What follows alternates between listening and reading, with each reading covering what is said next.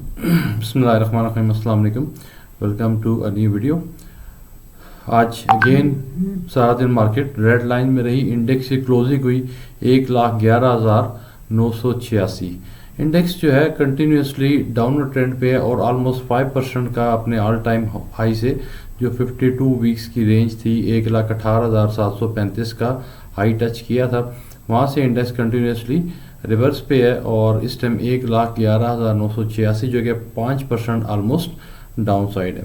आज हम एक डिफरेंट एंगल से आपके लिए एनालिसिस लेकर आए हैं। क्योंकि स्टॉक मार्केट में शेयर्स हैं, it's all calculation and figures and you have to make the analysis. और एक ही चीज़ को मुख्तलिफ एंगल से आपने देखना है और डाउनवर्ड मार्केट के अंदर भी अपॉर्चुनिटीज़ क्रिएट हो रही हैं, उनके ऊपर नज़र रखनी है और अपने टारगेटेड शेयर्स के अंदर अच्छी अपॉर्चुनिटी नज़र आए वहाँ से एंटर होने। स्पेशली वो लोग जो न्यू एंटर हो रहे हैं स्टॉक मार्केट के अंदर, वो डेफिनेटली अपनी नॉलेज और अंडरस्टैंडिंग इंप्रूव करें। और आज ये डिफरेंट एंगल ऑफ एनालिसिस है, इसको भी देखें।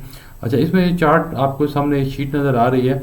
इसमें हमने क्या किया कि KSE100 इंडेक्स की जो most highly weighted index companies हैं, इस ऑर्डर में उनको लिया। टॉप इनिशियल टॉप 20-30 कंपनीज़ जो हैं उनके अंदर की वर्किंग की है और उसमें बॉटम लाइन क्राइटेरिया ये बनाया कि इसमें वो कंपनीज आएंगी जिनका इंडेक्स में वेट मिनिमम 1% का है।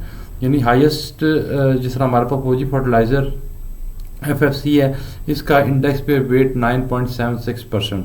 अच्छा, मैं हमेशा टॉप वेटेज इंडेक्स को प्रेफर करता हूँ। उसकी रीज़न ये कि बड़ी कंपनीज़ हैं, जॉइंट कंपनीज़ हैं, of the period of time number of years की हिस्ट्री इनकी स्टेबल हो चुकी हैं। इंडेक्स में वेट का मतलब ये कि ये इनका मार्केट कैपिटलाइजेशन सबसे ज़्यादा है। तो जो जितना बड़ा शिप होगा, सपोज अगर खुदा न खासा वो डूबता भी है तो उसको बहुत टाइम लगेगा डूबने में। तो इनकी over the period of time strength develop हुई है। जो 10 रुपये के शेयर थे वो सारे के सारे 200-300 इस राउंड में चल रहे हैं। और ये कंपनीज किसी नाम के मोहताज नहीं है। इनमें अगर आप इन्वेस्ट करते हैं किसी वजह से, अगर आप थोड़ा सा हाई साइड के ऊपर बाइंग कर लेते हैं, तो ये ऐसी कंपनी नहीं है कि इनके शेयर नीचे आने से आप परेशान हो जाएंगे, या पेनी स्टॉक या कचरा स्टॉक नहीं है कि आपकी पूरी इन्वेस्टमेंट ही वाइप आउट हो जाएगी। ओके, आज ये हमने जो डाटा प्रेजेंट किया इसको मैं आपको पहले first is the serial number 1 2 3 and then the symbol, then company name Fauji fertilizer, इस तरह देन इंडेक्स में वेट कितना है, ताकि थोड़ा सा हम एक सीक्वेंस में इसको लेके चल सकें। देन आज की क्लोजिंग प्राइस है, प्राइस मीन्स आज की जो मार्केट की closing price today is 3rd of March को जो क्लोजिंग प्राइस है हर कंपनी की अभी हम बना रहे हैं जब मार्केट क्लोज हो चुकी है। It's 4 PM now. Market closing के रेट सब कंपनियों के हमारे सामने हैं। आगे कॉलम मैंने 52 weeks height, 52 WH means 52 weeks का जो हाई, यानी पिछले एक साल के अंदर इन कंपनीज ने जो हाईएस्ट अपना रेट टच किया है वो यहाँ पे लिखा है। और उसमें एजम्पशन ये है कि कंपनी जो अपने हाई को टच करके आई है तो चांस डेफिनेटली है कि शॉर्ट टर्म में दोबारा उसको टच करेगी। यानी उसमें इतनी कैपेसिटी है कि वापस वहाँ पे आएगी और डेफिनेटली वहाँ पे उस रेट पे भी किसी ने उसको बाय किया था और वहाँ से उसको टच करके वापस आई। तो रैली जब चलती है तो फिर चीज़ें ऊपर जाती हैं।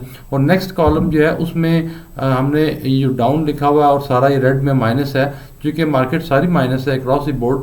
तो इसमें हमने ये डिफरेंस लिया है कि एक कंपनी जिसका शेयर आज 396 रुपये है, फौजी फर्टिलाइज़र का, इसने 435 का हाई बनाया था 52 वीक्स में। तो करंटली अपने ऑल टाइम हाई से ये 38.77 इस टाइम माइनस में है। और फिर लास्ट में हमने इसको परसेंटेज टर्म में एक्सप्रेस किया है कि ये जो माइनस है ये टोटल हाई का जो ऑल टाइम हाई था उसे कितने % डाउन है। लाइक मैं दोबारा इसको एक्सप्लेन कर दूँ, जिस तरह फौजी फर्टिलाइज़र है इसके इंडेक्स में वेट 9.76% है।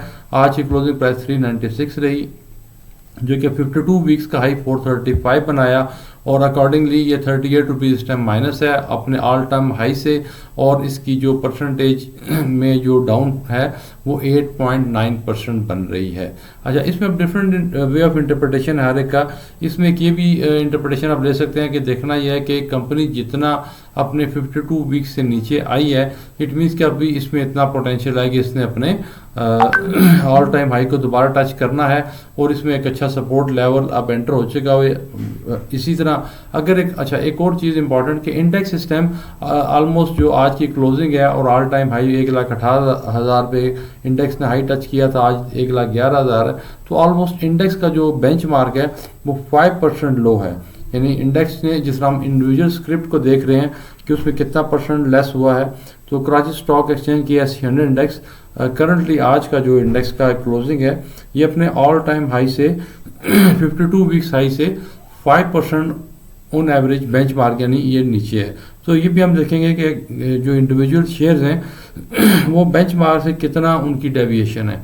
तो उससे भी इंटरप्रिटेशन जो इस डेटा की मुख्तलिफ एंगल से मुख्तलिफ एनालिस्ट मुख्तलिफ इंटरप्रेट करेंगे, और कभी भी एनालिस्ट एक चीज़ के ऊपर यानी इत्तफाक करना कोई ज़रूरी नहीं है। It's all sort of difference कि आप किस तरह से चीज़ों को लेकर चलते हैं और किस तरह से चीज़ों को देखते हैं। हर एक का देखने का अंदाज मुख्तलिफ हो सकता है, इसमें कोई ऐसी इशू नहीं है। इट्स ऑल इंटरप्रिटेशन, लेकिन डेटा फैक्ट्स के ऊपर है, डेटा के में कोई अजम्पशंस नहीं है, अजम्पशंस आप अपनी इंटरप्रिटेशंस में लेंगे। ओके तो आपके फौजी फर्टिलाइज़र है, मैं इसको 1 बार आपके लिए पढ़ लेता हूँ कि फौजी फर्टिलाइज़र अपने ऑल टाइम से 8.91% लो है, UBL 6.94% लो है, एंग्रो होल्डिंग का रिजल्ट भी आया ये 37.38। अच्छा यहाँ पे इसको देखें कि एक चीज़ बेंचमार्क 5% चल रहा है, उससे पहले दो कंपनी में नज़र आई वो 8% 6%, ये 37% का लो होना परसेंटेज टर्म में इट्स अबव नॉर्मल। तो इसको ऐसी कंपनी को डेफिनेटली आप एक्सप्लोर करेंगे कि अच्छा इसमें यह भी हो सकता है कि माइट भी इसका जो अपसाइड थी वो आर्टिफिशियल थी, रैली में मैनिपुलेशन थी जिसलिए इसने आर्टिफिशियली हाई बना दिया और अब उसकी वजह से बहुत एक्स्ट्रा ऑर्डिनरी ये लो चला गया है। एक इंटरप्रिटेशन ये भी हो सकती है कि इसके कोई फंडामेंटल्स में इस कंपनी के अंदर न्यूज़ कोई ऐसी रॉन्ग आई है जिसकी वजह से बहुत ज़्यादा ही नीचे आ गई है। एक इंटरप्रिटेशन ये भी हो सकती है कि चूँकि अच्छा शेयर है, अच्छी कंपनी है, तो इतना ज़्यादा नीचे आ गया तो इसके अंदर एक अच्छी अपॉर्चुनिटी क्रिएट हो चुकी है कि इसके अंदर this is a very good entry time. तो इंटरप्रिटेशन आपने अपनी खुद करनी है, अपने किसी भी और फाइनेंशियल एनालिस्ट से, फाइनेंशियल एडवाइजर से कंसल्ट आप करें और फिर उसके ऊपर अपना डिसीजन बनाएं। एंग्रो फर्टिलाइजर है 9%। अगेन मारी एनर्जीज एक और बड़ी कंपनी और बड़ा डाउनफॉल 39.78%, बिग डाउनफॉल। ये ऐसी कंपनीज में इन्वेस्ट करते हुए डेफिनेटली आप दोबारा चीज़ों को एक्सप्लोर करें कि what went wrong, what is the reason कि यहाँ तक इसकी परसेंटेज डाउन क्यों हुई है। Then we have OGDC 17% down, Hubco 22% down, lucky cement 8% down. तो जो कि सीमेंट सेक्टर अब नेक्स्ट कमिंग सीजन में एक्सपेक्टेड है कि इसमें अच्छी रिलीज देखने को आ रही हैं। इंटरेस्ट रेट डाउन हुआ, प्लस FBR की तरफ से भी कंस्ट्रक्शन इंडस्ट्री के लिए पैकेजेस की अनाउंसमेंट की खबरें आ रही हैं। तो डेफिनेटली दोनों चीज़ों का बहुत पॉजिटिव इम्पैक्ट आना है सीमेंट सेक्टर के ऊपर। तो सारा सीमेंट सेक्टर का काफ़ी positive outlook. PPL energy sector जो कि सारा ही प्रेशर में है, तो PPL भी 21% down, MCB bank 4.6% down, bank Habib 3.5%, Meezan bank 13% down, systems 17% down, Habib bank 18% down, POL 19% down, PSO 28% down, Miller tractors 19.4% down, bank Alfalah 12.8% down, Habib metropolitan bank 5.9% down, national bank 7.9 almost 8% down, Colgate 7.46% down, Fauji cement 10.45% down. So this is the way कि आप देखें, आपने हमेशा up side को नहीं देखना, down side को भी बिल्कुल नज़र रखनी है, और डाउन साइड से ही अपॉर्चुनिटी क्रिएट होती है। स्पेशली जो लोग न्यू मार्केट में एंटर हो रहे हैं उनके लिए तो गोल्डन अपॉर्चुनिटी है कि मार्केट नीचे जा रही है, तो आप अपनी बहुत थोड़ी सी अमाउंट, अगर स्ट्रेटजी की बात करें, बट आई विल रिकमेंड कि आप अपनी जो अमाउंट है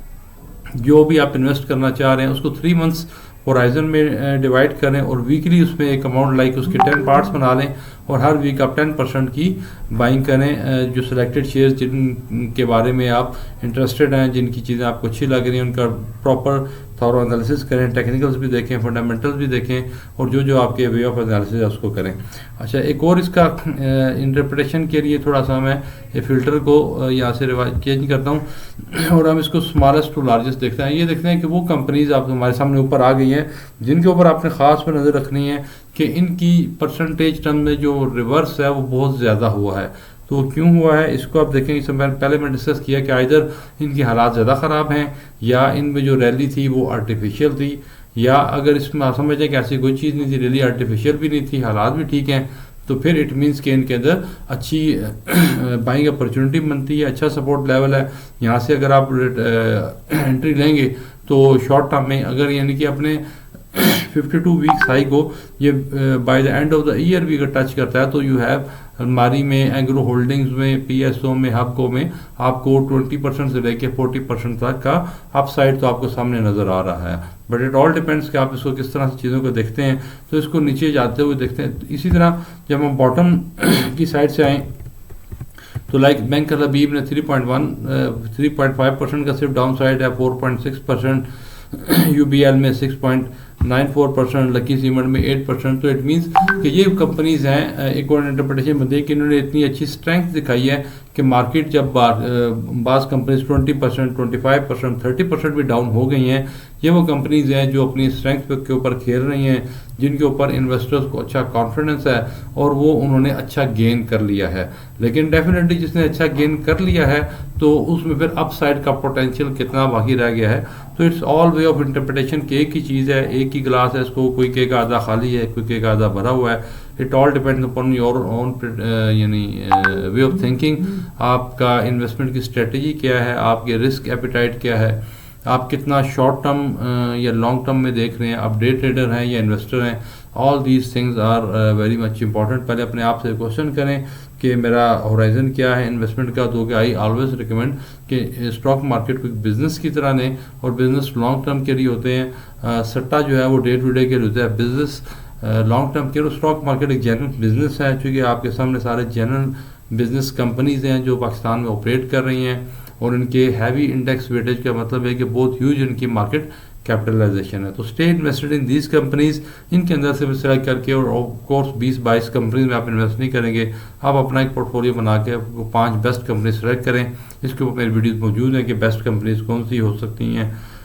और अगर आप इतने लंबे बखेड़ों में नहीं पढ़ना चाह रहे तो देन अगेन द स्ट्रेटजीज का आप ETF सेलेक्ट कर लें। शरीया कंप्लाइंट ETF में मीज़ान के ETF है, इसी तरह महाना वालों का ETF है, उसको सेलेक्ट कर लें और थोड़ी थोड़ी अमाउंट से उसके अंदर इन्वेस्ट करते रहें। तो you will have a very good portfolio, good return in the long run. Thank you very much.